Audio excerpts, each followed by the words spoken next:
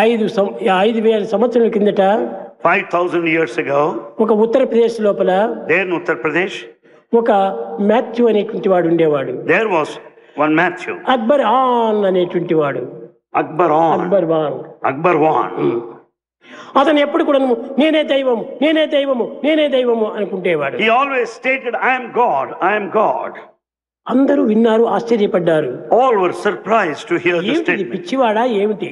Probably he's a madcap. ఎందుకు ఈ విధంగా చెప్తున్నాడు? Why should he declare that? అహంకారమా ఏమిటి? Is it ego that అని made ఇంకా him say? కొంతమంది ఈ పండితులకందరికీ ద్వేషం పూనింది. Scholars, they had hatred towards him. ఇన్ని విద్యను నేర్చినప్పటికీ మేమే దైవమని మేము చెప్పటం లేదే. With all the scholarship, we don't declare that we are ఈ పిచ్చి God. మనిషి అక్బర్ ఆన్ అంటున్నాడు నేనే దైవం అంటున్నాడే It's only this madcap who declares that I am God, I am అని God. రాజు దగ్గర పోయి ఫిర్యాదు చేశారు. They made a complaint, lodged a Raju complaint కూడా to the అనేక king. రకములుగా విచారణ సలిపాడు. And king made full inquiry.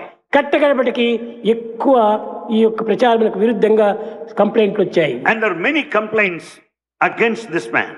ఈ పండితులు కూడాను రాజు దగ్గర చేరారు. The scholars also assembled. పండితానగా ఏమిటి? Who is Pandita scholar? Pandit సమదర్శన. Pandita, equal minded. ఈ సమదర్శనం లేనటువంటి పండితులు ఈ వికారమును అభివృద్ధి పరచుకొని అతనిపై ద్వేషమును పూనుతూ వచ్చారు. A true scholar, Pandita, is one with equanimity, equal mindedness. రాజుకు చెప్పారు, రాజా మేము ఇలాంటి పిచ్చివాడిని ఈ యొక్క జగత్తులో పెట్టుకుంటే మేము ఈ గ్రామాన్ని వదిలిపోతాము, మీ సంస్థానమే వదిలిపోతాము అని ప్రతిజ్ఞ చేశారు. They are not true scholars in the strict sense of the term. Therefore, they complained to the king, we don't want to be here in the court. చేయాలి అన్నారు. Then king said, what is to be done? వీడికి దైవం అయితే కాళ్ళు కొట్టేసేయండి చూద్దాం. Then they said, if he is really God, amputate his leg. అతను ఆ యొక్క ఆజ్ఞ ఇచ్చాడు. And command was given. కాళ్ళు కొట్టేసేస్తుంటే అప్పుడు కూడా నేనే దైవం అన్నాడు. When he was amputated, he still claimed అతను I am God. బాధపడలేదు.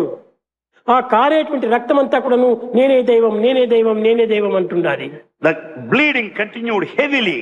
It started repeating, I am God. రాజు చాలా బాధపడ్డాడు. King felt so bad. జ్ఞానరహితులైనటువంటి ఈ యొక్క పండితుల వల్ల నేను ఇంత పాపకార్యం చేశాను. The king felt so sad for his action, going by the words, dictates of this unwise scholar. ఇతను పరమ భక్తుడు, పవిత్రమైనటువంటి జీవి. He could understand that he is an ardent devotee.